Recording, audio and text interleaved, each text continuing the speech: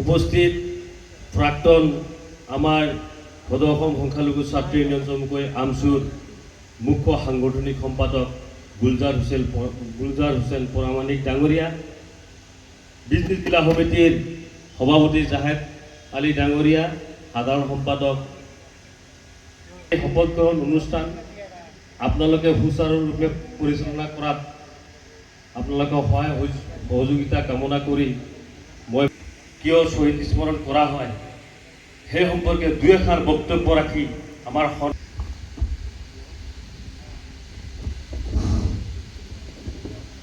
আসসালামু আলাইকুম। শ্ৰদ্ধাৰ বঙাইগাঁও জিলাৰ শ্ৰদ্ধাৰ আজিৰ সভাৰ সভাপতি ডাঙৰীয়া, সভাত উপস্থিত সভাপতি ডাঙৰীয়া, সভাত উপস্থিত বঙাইগাঁও জিলাৰ ইনচাৰ্জ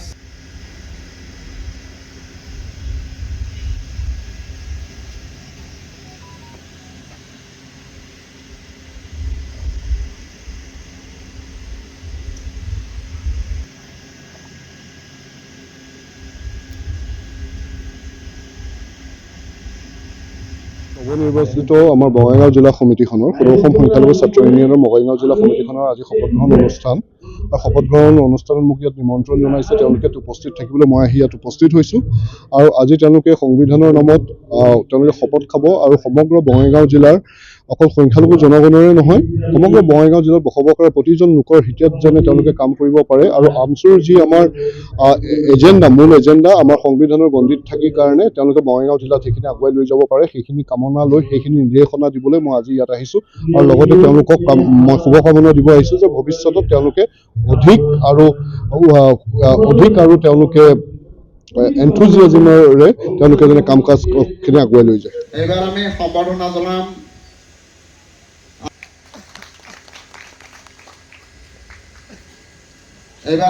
জনাবলৈ আহ্বান জনাইছোঁ।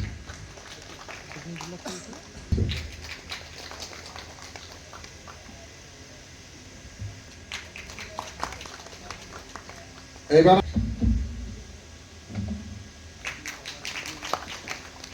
জনাইছোঁ সম্বৰ্ধনা জনাবলৈ আহ্বান জনাইছোঁ।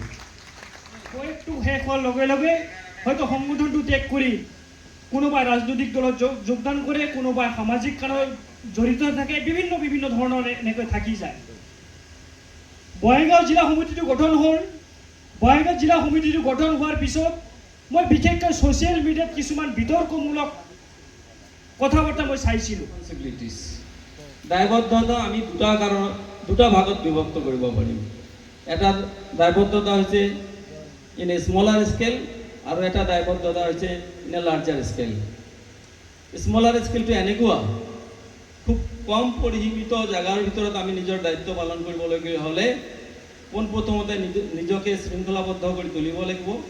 আজি মই সংগঠনত যাম, তাৰ আগতে মই নিজকে প্ৰিপাৰেশ্যন কৰি ল'ব লাগিব।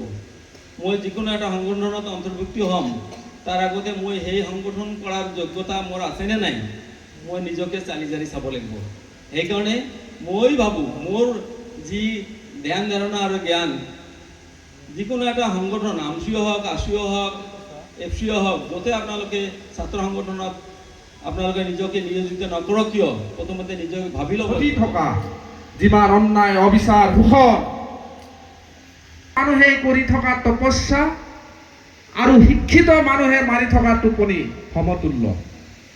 ধৰি লওক যাৰ হাতত শিক্ষা নাই তেওঁ তপস্যা কৰি আছে, ধ্যানত গৈছে, যুগ ধ্যানত আছে, আৰু শিক্ষিত মানুহ এজনে টোপনিত আছে। সেই তপস্যা আৰু টোপনিক সমান বুলি কৈছে, মানে টোপনি